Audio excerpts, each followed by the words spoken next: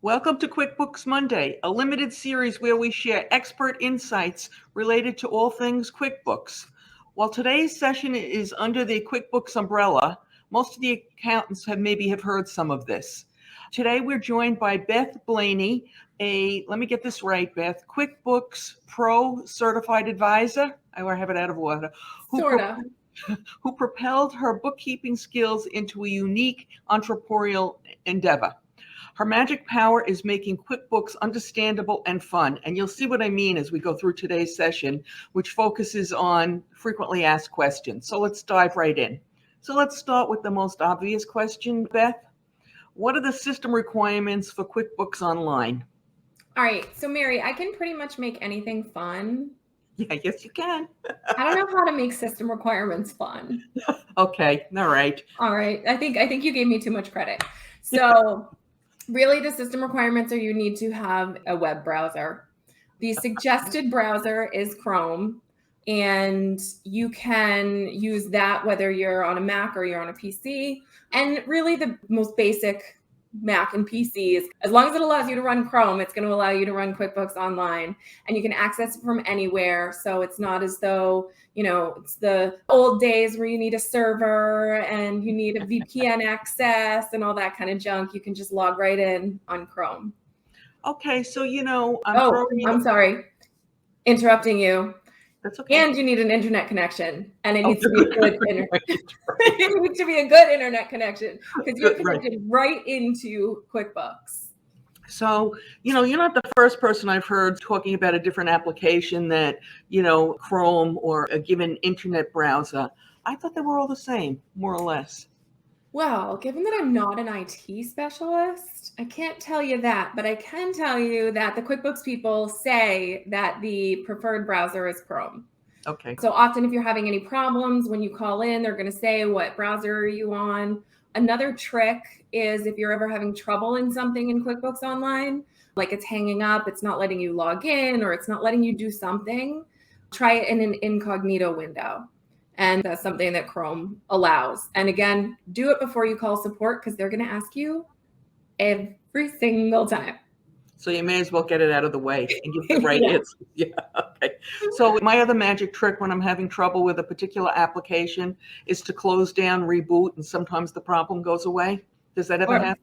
Yeah. Absolutely. So let's say you're working in QuickBooks in Chrome and you're having this problem, you've restarted and it's not working. What I have found is that you've tried it in an incognito window and it worked in the incognito.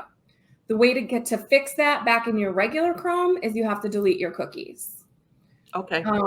So it happens pretty often. I mean, I would say my team and I clear our cookies maybe once a month. Okay. But do some Google searching because there's actually a way that you can delete just your Intuit cookies. Okay. So you don't remove all the cookies, and then you have to start getting codes and authentications and all that kind of stuff. Right. It's a pain. Yeah. And of course, you have all those websites where you had them save the password. All of a sudden, that's gone. And then, what was my password? Which, Mary, although I'm not an IT person, I can tell you that any IT person who is worried about cybersecurity is going to tell you, stop saving those passwords in your websites. Yes, ma'am. Okay, you're right. Okay. Can you talk a little bit now about software updates and upgrades and how that impacts whatever version I'm using of QuickBooks? Sure. So there are 3 different versions of QuickBooks Online. Mm-hmm. They're all accessible through a web browser. And there's different reasons for each. I actually just did a Facebook Live on it in my Hitting the Books for Entrepreneurs group.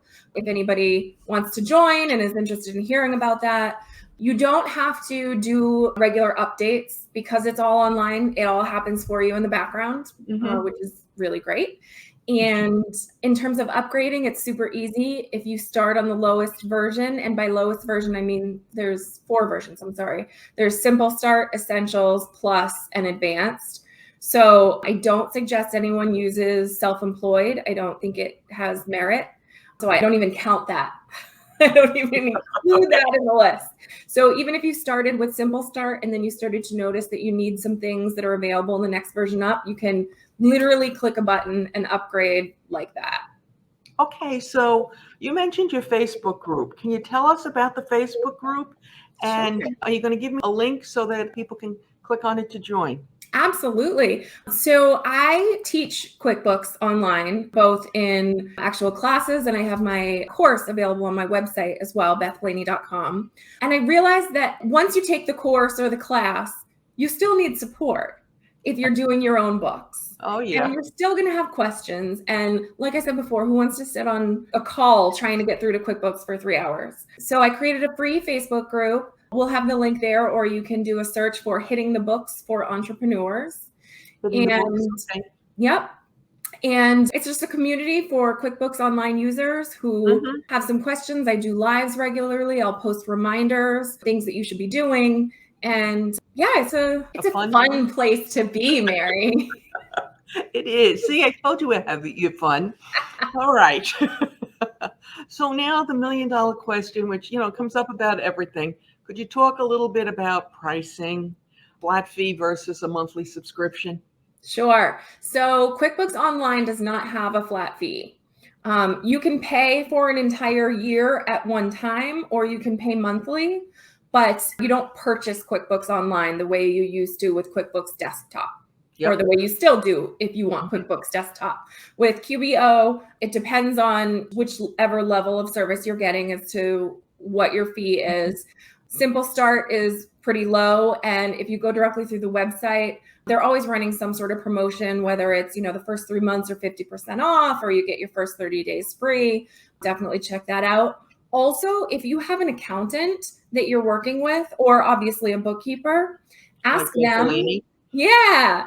Ask them if they can get you their discounted subscription.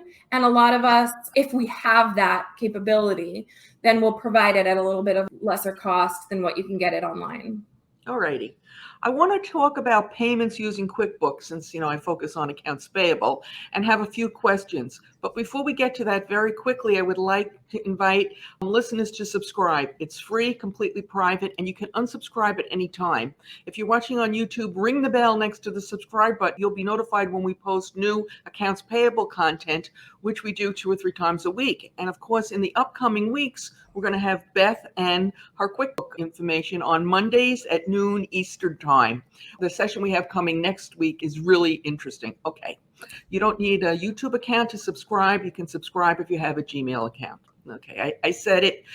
All right. Let's talk about payments because, I have accounts payable people. Can you pay invoices with a credit card if you're using QuickBooks? Can you pay invoices or bills, vendor bills with a credit card if you're using QuickBooks? So you can, but you cannot do it through QuickBooks directly. So there's a couple different options. One is that QuickBooks used to have its own Bill.com portal connected. Now they've separated ways, but you can still integrate the two. I'm sure you've got a lot of people out there using Bill.com. Yes, they're a popular one. Yeah. So over the summer, I believe this year, 2021, Melio took the place of Bill.com in terms of its connectivity to QuickBooks. So when you set up your Melio, you can actually choose what you want your payment method to be, which of course the pricing changes for what it's going to cost. If you do ACH payments out, then it actually doesn't cost anything. Right. Which is what we like. Right. So we want to use ACH. Right. Exactly. For a number of reasons. Yeah. And get rid of those paper checks. Oh my gosh, Mary. I know. In the United States, roughly 50% of all B2B payments are still made using paper checks. And I do a lot of activity actually with a group in the UK. And every time I mention paper checks, they're like, what's that? No. Yeah. What's the check register? What is right? What? Right. Yeah, no, it's great. And I'm really loving Melio, and they have great customer support as well. And you can keep copies of the actual PDF attached to them. There's an approval process, and then you don't have to manually sync it. It just automatically goes with QuickBooks. We love that word, automatically. Automatic. Yeah. All right. We'll move away from credit cards. Let me ask you this. Can you pay multiple invoices with one payment using QuickBooks? Oh, absolutely. But again, it's through Melio. Or if you're going to be paying it, let's say you go directly into your bank and you create an e-check, you can still record it the same way as here's one check to pay multiple bills. Or with Melio, you can choose to say, do I want to have an individual check for each individual invoice, or do I want to pay multiple with one? Okay. All righty. All right. So our last killer question, and I can't wait to hear what you have to say for this. Uh-oh. What is the most common mistakes you see experienced QuickBooks users making? That is such a loaded question. Probably could be a whole session, but I know. I would say paying attention to the balance sheet. okay. The balance sheet is such a vitally important piece of your books.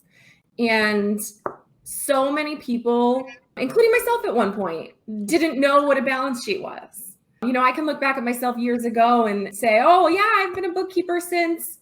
Okay, I was more of a data entry AP person. Well, that's how you start. That's right. How you start. Exactly, which is great. And there's so much more, depth of knowledge as you go along. Mhm. But at any point in time, it's so important to know your balance sheet. Obviously for, if you're the business owner, you need to understand it for making business decisions. But if you're the bookkeeper, or if you're the AP person or AR person, right, you need to know what's the difference between a balance sheet account and a P&L account. And why that matters is because the mapping that you're creating in your products and services goes right back to one or the other. And I can't tell you how often I see negative amounts in a balance sheet because something's mapped incorrectly. Let me tell you, you can't have negative AP. You can't have negative assets, negative AR, right? And it's all in how it's mapped because somebody didn't understand, oh, okay, this one's a balance sheet account and this one's a P&L account. Well, or when they set up the mapping, they didn't pay any attention. It's like, oh, just put it here, put it there. Yep. Absolutely. So I would say that's the biggest thing that I see is, familiarize yourself with really what a balance sheet is, what it means, and what's the difference. And I joke that I wish that someone had explained it to me in these terms, years ago. Well, what's the difference between an apple and an orange? Right. There's a million differences. Both fruit, but that's it. That's it. So the balance sheet and the P&L are both reports. And that's where it ends. Right. Also, actually, to speak of my group again, I did a Facebook Live on balance sheets a few weeks ago. So that's saved there in the. That's what I was going to ask. So that's saved. So if they go there, they can listen to that. And then, okay, that's great. All right. If you're enjoying listening to Beth chat, you'll like her discussion on common misconceptions related to QuickBooks. It's on QuickBooks Monday #2 on YouTube. A link will appear to it to the left. We'll post the next episode in this series on Monday around noon. As always, I very much appreciate your thumbs up, your comments, and your shares. So a big thank you to all of those who do so.